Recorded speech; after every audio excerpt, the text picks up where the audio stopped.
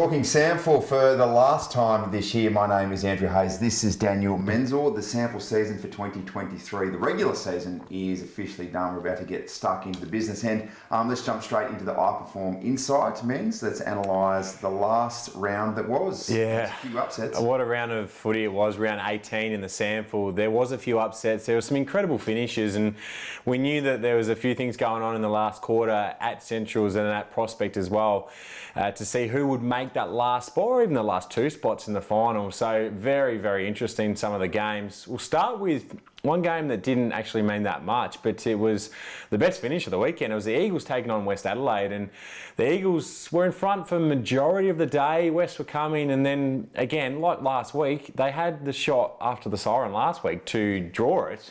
This week, they had the shot after the siren again. This time, all they needed was a score from Delahunty, kicked it from 40, kicked a goal, and what an incredible finish for the West Adelaide footy team. They win 13-8, 86 to the Eagles 12-8, 80.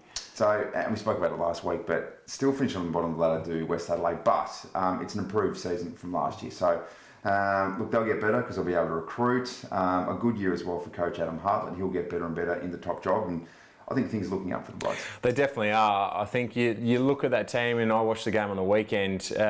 There's so many good signs there of young players coming through that are now not just their average players, but they're their better players. And Kobe Ryan's had a great year. Matt Inley's been very good. Morrish as well. There is a number of them. Callum Park. So they've got some really good players coming through, and there are some positive signs at West Adelaide. Interesting times for the Eagles. Rarely do they find themselves outside of the top five and not playing finals footy, and still need to find a new coach for next year. Yeah, they do. 6-12. It's a poor season. It's a worse season than last year, and last year a lot of injuries derailed the season. But yeah, it just was not a good season this year. But things can change pretty quickly. We know that in this league, and they'll be looking and hiring a coach very shortly. So interesting to see what happens there. Down at Oval Avenue for the Eagles, the Centrals, the Doggies took on Port Adelaide.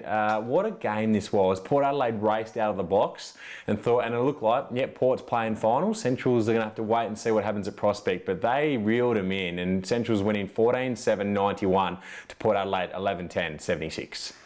Really interesting result, and we'll speak about it very soon. We'll talk about the finals, but they'll do it all again this weekend. But for Centrals, as we know, really hard to beat at the Ponderosa. Next step for them is being able to do it away from home. It is, and it's Adelaide Oval, where there'll be a number of the Port Adelaide players that have played a bit of footy this year. So it will be a real challenge this week. It's very much a line ball game. You take that home ground advantage away from the Dogs, and we'll get to our tipping soon and see who we go there. But the blowout of the weekend was Glenelg. Glenelg winning 14-16-100, defeating South Adelaide 5-10-40. It was a poor game for South Adelaide. It probably resembled their season. They're 5-12-1 this year, only the 5 wins.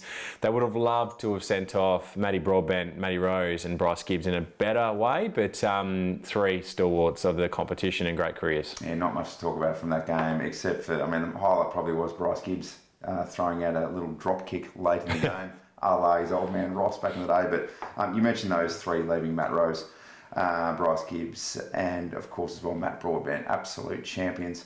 And Glenelg did exactly what we thought they'd do. They finished in a really strong position. We'll talk about them a little bit later on, but they are heading to the finals red hot. They certainly are, and they have that number 1 seed with the 15 wins. North Adelaide at Prospect took on Sturt. We knew that they'd either have to win this game or lose by less than the Doggies did. Unfortunately, that's not what happened for Roosters fans. North Adelaide were just nowhere near as good as Sturt all day. 11-7-73 to the Double Blues, 15-10-100, which means that Sturt moves up into second position on the table with that 14th win of the season. And for North Adelaide, it's incredible that we're not going to see them or Norwood, last year's grand finalists, in the finals this year. Yeah, unbelievable stuff.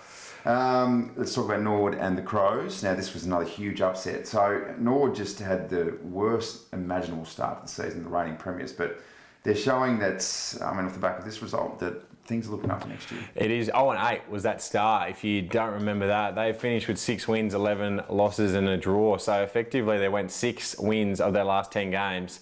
It's a great way to finish the season. 15 goals, 393 defeated the Crows, 10-14, 74. So 18 scoring shots to 24. The Crows had 6 more scoring shots, but Norwood just super efficient inside 50. And it's a really good way to finish the season for Adelaide. They've sort of limped into the finals. They come off the back of 6 straight wins, but there wasn't a lot for them to play for on the weekend. They'd locked up that double chance, and they were either way they're going to be playing against more than likely the Double Blues in the first final, which we'll see this weekend. For the Crows as well, I guess we'll wait and see who is available and if they're going to be restocked with some of their big men. Obviously the AFL side is out now as well, so interesting what will happen over the next couple of weeks.